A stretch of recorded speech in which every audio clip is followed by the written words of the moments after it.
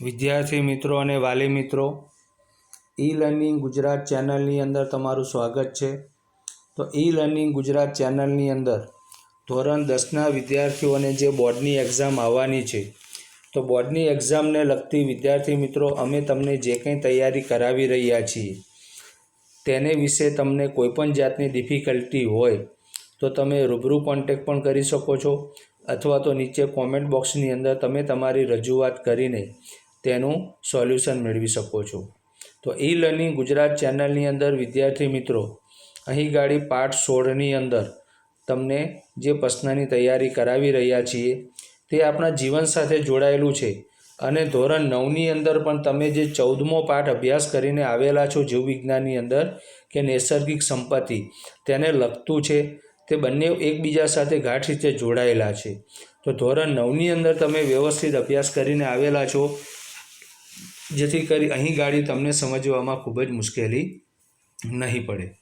અહીં ગાડી આપણે એક પ્રવૃત્તિથી શરૂઆત કરવાની છે વિદ્યાર્થી મિત્રો, કે બધા જ માટે પાણી। આપણે જાણીએ છીએ વિદ્યાર્થી મિત્રો કે પૃથ્વી ઉપર જીવન શા માટે શક્ય છે? તો પૃથ્વી ઉપર જીવન શક્ય હોવાનું કારણ બે છે। પહેલું કારણ એ છે કે આપણા વાતાવરણની અંદર 0.03% જેટલો કાર્બન ડાયોક્સાઇડ છે, જે કાર્બન ડાયોક્સાઇડનું પ્રમાણ મંગળ અને શુક્ર ગ્રહ ઉપર 95થી 97% જેટલું આવેલું છે।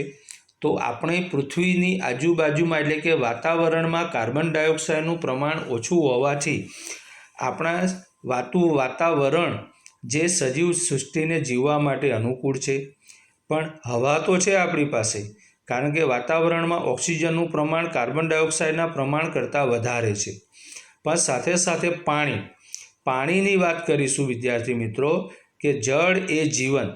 આપણે એક સમય 1 દિવસ માટે, 2 દિવસ માટે, 3 દિવસ માટે કે 1 અઠવાડિયા માટે આપણે ખોરાક ન લઈએ તો પણ આપણું શરીર નબળું તો જીવન જીવી શકે છે, શરીર ચાલી શકે છે, પણ પાણી વગર તો જીવન શક્ય નથી, તે તો આપણે જાણીએ છીએ। તો એટલા માટે પાણી એ દરેક સજીવ માટે, પછી તે કીડી હોય કે હાથી હોય કે દરેક પ્રાણી માટે કે અન્ય વનસ્પતિ પણ પાણી વગર તેનો વિકાસ શક્ય નથી। તો પ્રવૃત્તિની અંદર આપણે જોઈએ છીએ, મહારાષ્ટ્રના એક ગામમાં ઓછા પ્રમાણમાં પ્રાપ્ત પાણીની સમસ્યા લાંબા સમયથી છે। ઓછા પાણીની પ્રાપ્તતા એટલે કે પૂરતા પ્રમાણમાં પાણી ન મળી રહે, ગામવાસીઓ પાણીની પ્રાપ્તિ માટે નજીકના જલ મનોરંજન પાર્કનો ઘેરાવો કરે છે। આ વિશે ચર્ચા કરો કે શું પ્રાપ્ત પાણીનો આ યોગ્ય ઉપયોગ છે? શું તેમણે જળ સંગ્રહના વિકલ્પો અપનાવવા જોઈએ કે નહીં? તો તારણ મળે છે, પાણીની અછત ધરાવતા વિસ્તારમાં જળ મનોરંજન પાર્ક બનાવવો અને તેમાં હજારો લીટર પાણીનો વ્યય યોગ્ય નથી। બધા સજીવો માટે પાણી મૂળભૂત જરૂરિયાત છે। જે લોકોને પીવા તેમજ અન્ય ઉપયોગ માટે પાણી ઓછા પ્રમાણમાં પ્રાપ્ત હોય છે, તે જળ મનોરંજન પાર્ક પાણીનો વ્યય સહન ન કરી શકે। પાણીના સ્ત્રોતનું આ અસમાન વિતરણ છે, લોકોએ તેનો વિરોધ કરવો જોઈએ। જલ વ્યવસ્થાપન મંડળે સૌપ્રથમ ગામવાસીઓને જરૂરિયાતનું પાણી પૂરું પાડવું જોઈએ। ગામવાસીઓએ પણ જળ સંગ્રહના વિવિધ વિકલ્પો શોધી વરસાદી પાણીના સંગ્રહની વ્યવસ્થાઓ ઊભી કરવી જોઈએ। આપણે જાણીએ છીએ, દરેક જગ્યાએ ભૌગોલિક સ્થિતિ એક સમાન હોતી નથી। ભૌગોલિક સ્થિતિ એક સમાન ન હોય તેને કારણે પાણીનો જે સંગ્રહ કરવો એ ખૂબ જ કેવો પડે છે વિદ્યાર્થી મિત્રો, તકલીફવાળો પડતો હોય છે। તો તે તકલીફવાળો પડતો હોય છે, તો તેને કારણે એવા સ્ત્રોતોનો ઉપયોગ કરવો જોઈએ જે વરસાદી પાણીનો શું કરી શકાય? સંગ્રહ કરી શકાય। તો ભૌગોલિક નકશા એટલાસની મદદથી ભારતમાં વર્ષાની રીતનો અભ્યાસ કરવો। પ્રયત્ન માટે તારણ મળે છે, ભારતના ઉત્તર પૂર્વી વિસ્તારોમાં 200 સેન્ટીમીટરથી વધારે વરસાદ થાય છે, અને રાજસ્થાન તથા ગુજરાતના કેટલાક વિસ્તારો પાણીના અછતગ્રસ્ત વિસ્તારો છે। ગુજરાતની અંદર આપણે જે વિસ્તારમાં રહીએ છીએ તે વિસ્તારમાં આપણને પૂરતા પ્રમાણમાં પાણી મળી રહેતું પણ હોઈ શકે, પરંતુ ગુજરાતના કેટલાક વિસ્તારો એવા છે કે જે ખાસ કરીને રણ પ્રદેશ છે, કચ્છનું રણ છે, એવા વિસ્તારોની અંદર પૂરતા પ્રમાણમાં લોકોને પાણી મળતું નથી. ત્યાં 25 સેન્ટીમીટરથી પણ ઓછો વરસાદ થાય છે. ભારતના દક્ષિણ વિસ્તારોમાં દરિયાકાંઠાના લીધે સારો વરસાદ થાય છે. ભારતમાં પાણીના સ્થાનિક સ્ત્રોતો પર સ્થાનિક નિવાસીઓનું નિયંત્રણ શાના કારણે સમાપ્ત થઈ ગયું? ભારતમાં પાણીના સ્થાનિક સ્ત્રોતો પર, સ્થાનિક સ્ત્રોતો એટલે કે જે જગ્યાએ પૂરતા પ્રમાણમાં પાણી મળી રહેતું હોય તે, સ્થાનિક નિવાસીઓનું, સ્થાનિક એટલે કે તે સ્થાને જે વસવાટ કરતા હોય તે નિયંત્રણ શાના કારણે સમાપ્ત થઈ ગયું છે? તે લોકો નિયંત્રણ કરીને આજે સમય તેમનો એટલો બધો ખૂટી ગયો છે કે આજે તેઓ નિયંત્રણ કરી શકતા નથી. જ્યારે અંગ્રેજો ભારતમાં આવ્યા ત્યારે તેમણે સ્થાનિક લોકો દ્વારા થતા સિંચાઈના સ્ત્રોતોના વ્યવસ્થાપનની પદ્ધતિ બદલી નાખી. તેમણે વિશાળ બંધ અને દૂર સુધી પાણી જઈ શકે તેવી મોટી નહેરો જેવી પરિયોજનાઓનું આયોજન કર્યું. તેને કાર્યાન્વિત કરવાના પ્રયત્નો પણ અંગ્રેજો દ્વારા શરૂ કરવામાં આવ્યા. આ પરિયોજનાઓ સ્વતંત્રતા બાદ આપણી સરકારે પણ અપનાવેલી છે. આ વિશાળ પરિયોજનાઓથી સ્થાનિક સિંચાઈ ઉપેક્ષિત થઈ ગઈ અને સરકારી પ્રશાસન દ્વારા તેનું સંપૂર્ણ વ્યવસ્થાપન અને નિયંત્રણ કરવામાં આવ્યું. આ કારણથી પાણીના સ્થાનિક સ્ત્રોતો પર સ્થાનિક નિવાસીઓનું નિયંત્રણ સમાપ્ત થઈ ગયું. એટલે કે નિવાસીઓ જે હતા, સ્થાનિક નિવાસી હતા, તે સ્ત્રોતો પર અવલંબન થઈ ગયા અને પૂરતા પ્રમાણમાં તેઓનું જે નિયંત્રણ હતું તે કેવું થઈ ગયું છે? સમાપ્ત થઈ ગયું છે. કારણ કે લોકોને એક જ વસ્તુ સમજાય છે કે આપણને તો પૂરતા પ્રમાણમાં પાણી મળી રહે છે, તો તેનો આપણે ઉપયોગ કર્યા કરવો જોઈએ.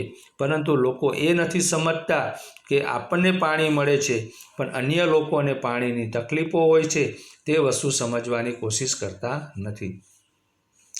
પ્રશ્ન નંબર 22 મળે છે, બંધ બાંધવાના ફાયદા અને ગેરફાયદા જણાવો. બંધ બાંધવાના ફાયદાઓ.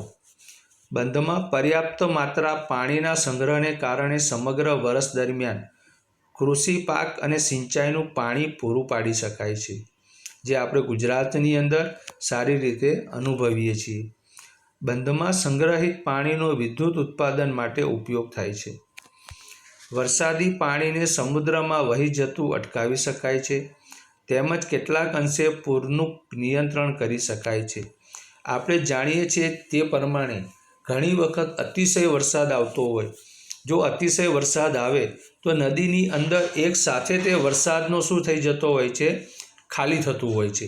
તો વરસાદનું પાણી નદીઓની અંદર એક સાથે ખાલી થવાની પ્રક્રિયાને તેની આજુબાજુમાં, નદીની બહાર તે પાણી જઈને આજુબાજુમાં વસવાટ કરતા લોકોના રહેણી કહેણી વિસ્તાર છે, જમીન જાયદાદ છે, તેને મોટું નુકસાન કરી શકે છે, જેને કારણે મોટી જાનહાનિ અથવા તો આર્થિક રીતે પણ નુકસાની થવાની શક્યતાઓ રહે છે. વરસાદી પાણીને સમુદ્રમાં વહી જતું અટકાવી શકાય છે, તેમજ કેટલાક અંશે પૂરનું નિયંત્રણ કરી શકાય છે. બંધમાંથી નહેરો દ્વારા વધુ માત્રામાં પાણી દૂરના અર્ધ શુષ્ક અને શુષ્ક વિસ્તારો સુધી પહોંચાડી શકાય. અર્ધ શુષ્ક એટલે કે જે સ્થાને પાણી છે પરંતુ પૂરતા પ્રમાણમાં નથી. જ્યારે શુષ્ક પ્રદેશ એટલે કે એવો વિસ્તાર કે જેને આપણે રણ પ્રદેશ પણ કહી શકીએ કે તે સ્થાને વરસાદનું પાણી ખૂબ જ ઓછું સંગ્રહ કરી શકાય છે અને ત્યાં વરસાદનું પાણી લાંબો સમય સુધી ટકતું નથી હોતું. તો તેવા શુષ્ક વિસ્તારોમાં બંધ બાંધીને ત્યાં સુધી પાણી પહોંચાડીને ત્યાંના લોકોને, ત્યાંની વસ્તીને, ત્યાંની જનતાને આપણે પાણીનો સ્ત્રોત પૂરા પાડી શકીએ છીએ. બંધ બાંધવાના ગેરફાયદાઓ. ગરીબ સ્થાનિક લોકો તેમના વસવાટ શું કરે છે? ગુમાવે છે.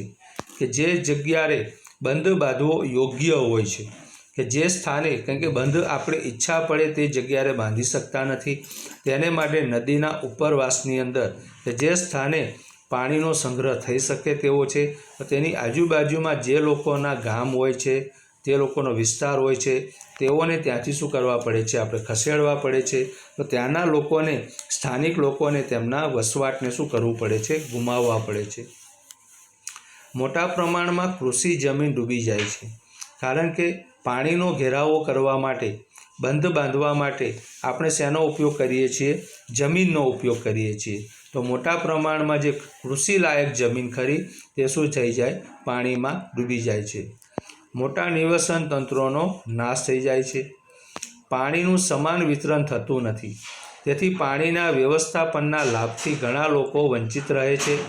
પાણીના સ્ત્રોતની નજીક રહેતા લોકો ડાંગર, શેરડી જેવા વધારે પાણી દ્વારા ઉગતા પાકો લઈ શકે છે, જ્યારે પાણીના સ્ત્રોતથી દૂર રહેતા લોકોને પાણી મળી શકતું નથી હોતું.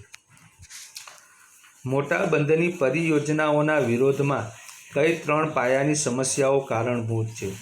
મોટા બંધની પરિયોજનાઓના વિરોધમાં નીચેની 3 પાયાની સમસ્યાઓ કારણભૂત છે. પહેલું આવે છે સામાજિક સમસ્યા. બંધના નિર્માણથી મોટી સંખ્યામાં ખેડૂતો અને આદિવાસીઓનો વિસ્તાર થાય છે અને તેઓનું પૂરતું વળતર મળતું નથી. કે સામાજિક સમસ્યાઓને કારણે મોટી સમસ્યાઓ, સામાજિક સમસ્યા જે ઊભી થાય છે તે સામાજિક સમસ્યા કઈ છે? બંધના નિર્માણથી મોટી સંખ્યામાં ખેડૂતો અને આદિવાસીઓ વિસ્થાપિત થાય છે, કારણ કે લોકો પોતાની જમીનો ગુમાવે છે, વસવાટ ગુમાવે છે, ત્યારે તેઓને અધર પ્રવૃત્તિ પર ડિપેન્ડ રહેવું પડતું હોય છે. તેને કારણે મોટી અસરો જોવા મળે છે અને તેઓને પૂરતું વળતર મળતું નથી. આર્થિક સમસ્યાઓ. તેમાં રોકાયેલા નાણાંના પ્રમાણમાં લોકોને પૂરતા લાભ મળતા નથી. ત્રીજું આવે છે પર્યાવરણીય સમસ્યાઓ. બંધ નિર્માણથી મોટા સ્તરે જંગલોનો વિનાશ થાય છે અને જૈવિક વિવિધતાને શું પડે છે, નુકસાન પડે છે, જે પર્યાવરણને સૌથી મોટી નુકસાન થઈ શકે છે. પાણીનો સંગ્રહ. જળ સંગ્રહના વ્યવસ્થાપનના મુદ્દે ઉદ્દેશ કયા છે? જળ સંગ્રહના વ્યવસ્થાપનના ઉદ્દેશ નીચે મુજબ છે. ભૂમિ અને પાણીના વૈજ્ઞાનિક સંરક્ષણને પ્રાધાન્ય આપી જૈવભાર ઉત્પાદનનો વધારો કરવો જોઈએ. ભૂમિ અને પાણીના પ્રાથમિક સ્ત્રોતોનો વિકાસ કરવો જોઈએ. દ્વિતીય સ્ત્રોત વનસ્પતિઓ અને પ્રાણીઓનું ઉત્પાદન અને જાળવણી એ રીતે કરવું કે જેથી પરિસ્થિતિકીય અસંતુલન ઉત્પન્ન ન થાય. પાણીનો સંગ્રહ કરવા સમુદાય ક્ષેત્રના ઉત્પાદન તેમજ આવકમાં પણ શું થઈ શકે, વધારો થઈ શકે, જેથી કરી આર્થિક દ્રષ્ટિએ પણ લોકોને પરવડી શકે. શુષ્કતા, દુકાળ અને પૂરનો પ્રભાવ ઘટાડવો. કે ઘણી વખત વરસાદનું અનિયમિત થાય છે. વરસાદ અમુક સમયે અતિશય વધારે પડી જાય છે, જ્યારે અમુક સમયે તો ખૂબ જ ઓછો પડે છે. તો એવા સમયે દુકાળ જેવી પરિસ્થિતિ ન ઉત્પન્ન થાય એને માટે બંધનું આયોજન કરવામાં આવે છે. બંધમાંથી વહેતા પાણીના પ્રવાહમાં તેમજ જળાશયોના આયુષ્યમાં વધારો કરવો જોઈએ, કારણ કે નદીઓની અંદર અને તળાવોની અંદર, સરોવરોની અંદર જે નદીઓ ઉપર બંધ બાંધીને જે પૂરતા પ્રમાણની અંદર પાણી એકત્ર કરીને તે જે સ્થાનોએ પાણીનો વ્યય થાય છે તેને અટકાવીને તે સમુદ્રમાં પાણી જતું રહે છે, તેનો દુરુપયોગ થાય છે, તેના સ્થાને તેનો સંગ્રહ કરીને યોગ્ય સમયે તે નિવાસ સ્થાનો ખરા, જળાશયો ખરા, તેને કાર્યાન્વિત રાખવા જરૂરી છે. પાણીના સંગ્રહ માટે સ્થાનિક સમુદાયોએ કઈ રીતો વિકસાવી છે? સ્થાનિક સમુદાયોએ તેમની જમીન પર પડતા પાણીના દરેક ટીપાના સંરક્ષણ સંગ્રહ માટે સૌથી વધારે રીતો વિકસાવી છે. તે પૈકી કેટલીક રીતો નીચે મુજબ છે. નાના ખાડા અને સરોવર ખોદવા જોઈએ. પાણીનો સંગ્રહ કરવાની વ્યવસ્થાની સ્થાપના કરવી. માટીના નાના બંધ બનાવવા. રેતી અને ચૂનાના પથ્થરોનો ઉપયોગ કરી જળાશય બનાવવા. ઘરના ધાબાઓ પરથી પાણી એકત્ર કરવું જોઈએ. આપણે ઘણા શહેરોની અંદર જે લોકોને વરસાદી પાણી એકત્ર કરવાનો ઘણા લોકોને ઈચ્છા હોય છે, તો તેવા વ્યક્તિઓ પોતાના ઘરની અંદર, જમીનની અંદર અલગ અલગ ટાંકા બનાવે છે. જે ટાંકાની અંદર વરસાદી પાણીનો પણ સંગ્રહ થતો હોય છે, તે વરસાદી પાણીનો યોગ્ય સંગ્રહ કરીને તેનો યોગ્ય સમયે ઉપયોગ કરી શકે છે. પાણીનો સંગ્રહ એટલે શું? આ તકનીક પાણીની જાળવણીમાં કેવી રીતે મદદ કરે છે? વરસાદી પાણીને મોટી રચના વિશાળ સ્થાનમાં ભેગું કરી સમગ્ર વર્ષ દરમિયાન પાણી પૂરું પાડવું તેને પાણીનો સંગ્રહ કહેવાય છે. ભારતમાં પાણીનો સંગ્રહ કરવો એ ખૂબ જ પ્રાચીન સંકલ્પના છે. પહેલાંના સમયની અંદર પણ વરસાદી પાણીનો સંગ્રહ લોકો ભૂગર્ભની અંદર, પોતાના ઘરની અંદર અથવા તો ખેતરની અંદર અથવા તો બગીચાની અંદર પણ ટાંકો બનાવીને તે પાણીનો શું કરતા હતા? સંગ્રહ કરતા હતા. અને યોગ્ય સમયે જ્યારે જરૂરત પડે ત્યારે તે પાણીનો શું કરતા હતા? રોજિંદા જીવનની અંદર તેનો ઉપયોગ કરતા હતા. આ તકનીકનો મુખ્ય ઉદ્દેશ સપાટી જળ એટલે કે સપાટીની ઉપરનું જાળવણી રાખવાનો અને ભૂમિય જળ સ્તરમાં સપાટીની નીચેનું વધારે કરવાનો છે. પાણીની સંગ્રહિત સ્થાનિક ટેકનોલોજીથી સ્થાનિક નિવાસીઓને કયા લાભ થાય છે? પાણીના સંગ્રહની સ્થાનિક તકનીકોથી સ્થાનિક નિવાસીઓને નીચેના લાભ થાય છે. પાણીના સંગ્રહ અને સંરક્ષણનું નિયમન સ્થાનિક નિવાસીઓ પાસે હોવાથી આ સ્ત્રોતનું સક્ષમ વ્યવસ્થાપન વધે છે. સક્ષમ વ્યવસ્થાપન વધે છે એટલે કે પહેલાંના સમયની અંદર ખેતીવાડીનો જે પ્રવૃત્તિ થતી હતી તે માત્ર ચોમાસાની ઋતુની અંદર થતી હતી. વરસાદ આવે તો ખેતીવાડી થાય, વરસાદ ન આવે તો ખેતીવાડીનો વિકાસ થતો હતો નહીં. પરંતુ અત્યારે જે બંધ બાંધીને, નદી ઉપર બંધ બાંધીને અથવા તો તળાવની અંદર સરોવરો બનાવીને જે પાણીનો સંગ્રહ કરવામાં આવે છે તેને કારણે ખેડૂતો બારે માસ પોતાની જમીન ઉપર પાક વાવી શકે છે. પાણીનું અતિશોષણ, દુરુપયોગ ઘટે છે. ભૂગર્ભમાં સંગ્રહાતા પાણીથી મોટા વિસ્તારોમાં વનસ્પતિઓને ભેજ પ્રાપ્ત થાય છે. મનુષ્ય અને પ્રાણીઓના ઉત્સર્ગ દ્રવ્યોથી પાણી પ્રદૂષિત થતું શું થાય છે? અટકે છે. કારણ કે ઉપયોગમાં લેવાનું પાણી અને બિનઉપયોગી પાણીનું સંગ્રહ સ્થાન અને નિકાલ સ્થાન કેવા હોય છે? અલગ અલગ હોય છે. તો અલગ અલગ હોવાને કારણે તેઓનો એકબીજા સાથે ભળવાના સંજોગો ઓછા ઊભા થાય છે, જેને કારણે પાણી ઉપયોગમાં લેવાનું જે ઘરગથ્થુ ઉપયોગમાં લેવાનું પાણી જે ખરું તેનો પ્રદૂષિત થવાના પ્રમાણ કેવું થાય છે? ખૂબ જ ઘટી ગયા છે. પાણીના ભૂમિય જળ સ્તરમાં સંરક્ષણના લાભ ફાયદા જણાવો. પાણીના ભૂમિય જળ સ્વરૂપમાં સંરક્ષણના લાભ નીચે મુજબ છે. તે બાષ્પ બનીને ઉડી જતું નથી. તેમાં મચ્છરોના પ્રજનનની સમસ્યા ઉદ્ભવતી નથી. તે મનુષ્ય અને પ્રાણીઓના ઉત્સર્ગ દ્રવ્યોથી પ્રદૂષિત થતું નથી. તે મોટા વિસ્તારમાં વનસ્પતિને ભેજ પૂરા પાડે છે. તે ભૂમિના પ્રસરીને કૂવાઓના જળ સ્તરમાં શું કરે છે? વધારો કરે છે. તો આજે આપણે જાણીએ છીએ તે પ્રમાણે મોટા જળાશયો હોય કે નાના જળાશયો હોય તેની અંદર ચેકડેમ બનાવવામાં આવે છે. તો ચેકડેમ બનાવવાથી ફાયદાઓ મોટાભાગના વિસ્તારોની અંદર જે કૂવાઓની અંદર અને બોરવેલની અંદર જે જળ સપાટી જે ખરી તે ખૂબ જ ઊંચી આવી ગઈ છે, જેને કારણે પહેલાંના સમયની અંદર 300થી 400 ફૂટ જમીનની અંદર બોરવેલ ખોદવાથી પાણી આવતું હતું. તે આજે બંધ નાના ચેકડેમો બનાવીને તે માત્ર 100થી 150 ફૂટ જેટલું જમીનમાં ઊંડાણમાં જવાથી તેની અંદર આપણને પાણી પ્રાપ્ત થઈ રહે છે. એટલે કે બંધ બનાવવાથી ઘણા મોટા ફાયદાઓ પણ આપણે અનુભવેલા છે. ટૂંકનોંધ લખો. પાણીના સંગ્રહની પારંપરિક ખાદીન પદ્ધતિ. તો ખાદીન પદ્ધતિ શું છે? ખાદીન પદ્ધતિનો ઉપયોગ ક્યારથી કરવામાં આવેલો છે તેને વિશે પણ આપણે સમજૂતી મેળવી શકીએ છીએ. મોટા સમતલીય ભૂમિય ભાગ પાણી સંગ્રહણ સ્થળ તરીકે ઉપયોગી છે.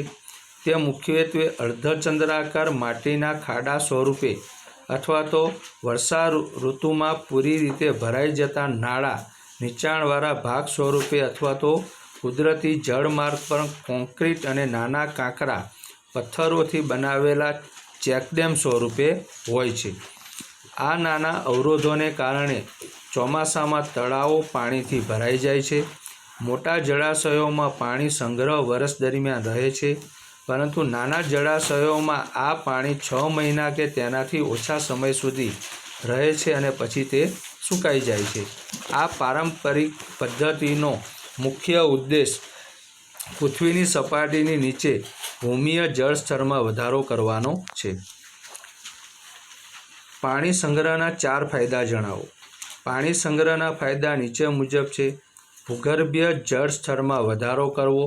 જે આપણે જાણીએ છીએ તે પ્રમાણે પહેલાંના સમયની અંદર જમીનમાં ખૂબ ઊંડાણમાં જઈને આપણને તે શું જોવા મળતું હતું? પાણીનું સ્થળ આપણને જોવા મળતું હતું. જ્યારે આજે ઓછી ઊંડાઈએ પણ જવાથી તે આપણને પાણીનો પ્રાપ્ત થાય છે. પીવા માટે પાણી પૂરું પાડે છે. સિંચાઈ માટે પાણી પૂરું પાડે છે. સિંચાઈ એટલે કે પાક ઉગાડવા માટે. વનસ્પતિઓની વૃદ્ધિ માટે પાણી પૂરું પાડે છે. ભારતના જુદા જુદા વિસ્તારોમાં પાણીના સંગ્રહની વ્યવસ્થાપનની પરંપરાગત પદ્ધતિઓ વિશે જણાવો. રાજસ્થાનની અંદર આપણે જોઈએ છીએ ખાદીન, મોટા ટાંકા અને નળા બનાવીને. મહારાષ્ટ્રની અંદર બંધારણ અને તાલ એટલે કે તળાવ બનાવીને. મધ્યપ્રદેશ અને ઉત્તર પ્રદેશની અંદર બંધીશ બનાવીને એટલે કે પાણીની નદી વહેતું હોય તેની વચ્ચે નાના નાના ચેકડેમો બનાવીને. બિહાર આહાર અને પાઇન બનાવીને. હિમાચલ પ્રદેશમાં ફુલહ, જમ્મુના કાંડી વિસ્તારમાં તાલાળ જેને તળાવ કહીએ છીએ આપણે. તમિલનાડુની અંદર એરિસ એટલે કે ટેન્ક દ્વારા. કર્ણાટકમાં એટલે કે કટ્ટા દ્વારા. કેરળની અંદર સુરંગમ એટલે કે જમીનની અંદર તે પાણીને ઉતારીને તે પાણીનો શું કરવામાં આવતો હોય છે? સંગ્રહ કરવામાં આવતો હોય છે. તમારા નિવાસના વિસ્તારની આજુબાજુ પાણી સંગ્રહની પરંપરાગત પદ્ધતિ વિશે જાણકારી મેળવો. તમારા નિવાસના વિસ્તારની આજુબાજુ પાણી સંગ્રહની પરંપરાગત પદ્ધતિ મુખ્યત્વે તળાવ, કૂવા અને વાવ છે. પીવાના પાણીના સંગ્રહની પરંપરાગત પદ્ધતિની પર્વતીય વિસ્તારોમાં, મેદાની વિસ્તારો અથવા તો પડતર વિસ્તારોમાં તુલના કરો. પર્વતીય વિસ્તારોમાં પીવાના પાણીના સંગ્રહની પરંપરાગત પદ્ધતિ મેદાની વિસ્તારો અથવા તો પડતર વિસ્તારોથી કેવી હોય છે? અલગ અલગ હોય છે. કારણ કે જે જમીન જે પ્રમાણે પાણીનો સંગ્રહ કરી શકતી હોય અથવા તો પાણીને સાચવી શકતી હોય તે પ્રમાણે તે પદ્ધતિનો ઉપયોગ થઈ શકે છે. હિમાચલ પ્રદેશ જેવા પર્વતીય વિસ્તારમાં સિંચાઈની સ્થાનિક પદ્ધતિ કુલહ છે. ઝરણામાં વહેતા પાણીને માનવ સર્જિત પાઇપો કે નાળા દ્વારા પર્વતીય વિસ્તારના નીચેના ગામો તરફ લઈ જવાય છે. જ્યારે મેદાની વિસ્તારોમાં પાણી ચેકડેમ, ટેન્ક, ટાલ એટલે કે તળાવ કે બંધીશમાં સંગ્રહવામાં આવે છે. બંધીશ એટલે કે પાણીને બંધિયાળ જગ્યામાં એક જગ્યાએ ફિક્સ રાખવામાં આવતું હોય છે તેને બંધીશ જગ્યા કહી શકાય. તમારા વિસ્તારમાં પાણીના સ્ત્રોતની તપાસ કરો. શું આ સ્ત્રોતથી પ્રાપ્ત પાણી કે વિસ્તારના બધા જ રહેવાસીઓ માટે પર્યાપ્ત છે? અમારા વિસ્તારમાં મ્યુનિસિપલ કોર્પોરેશન દ્વારા પાણીનો સ્ત્રોત પૂરો પાડવામાં આવે છે. આ ઉપરાંત સોસાયટીના બોર દ્વારા ભૂગર્ભ જળ પ્રાપ્ત થાય છે. આમ છતાં ઉનાળામાં ગરીબ અને નીચલા વર્ગના લોકોને દૈનિક જરૂરિયાતના પાણી માટે વોટર ટેન્કર પર આધાર રાખવો પડ્યો છે. તો વોટર ટેન્ક ઉપર આધાર રાખવો પડતો હોવાને કારણે જ્યારે જરૂર પડે ત્યારે તે ટેન્ક મંગાવીને તે વિસ્તારના લોકોને પૂરતા પ્રમાણમાં પાણી પૂરું પાડવામાં આવતું હોય છે. તો વિદ્યાર્થી મિત્રો, આ પાઠની અંદર જેટલા પણ પ્રશ્નોનો આપણે અભ્યાસ કરેલો છે એ તમામે તમામ પ્રશ્નો વિદ્યાર્થી મિત્રો ખૂબ જ સરળ છે, સમજી શકીએ તેમ છે અને આપણા વ્યવહારમાં તેનો ઉપયોગ આવી શકે તેમ છે. તો વ્યવસ્થિત તૈયાર કરવા.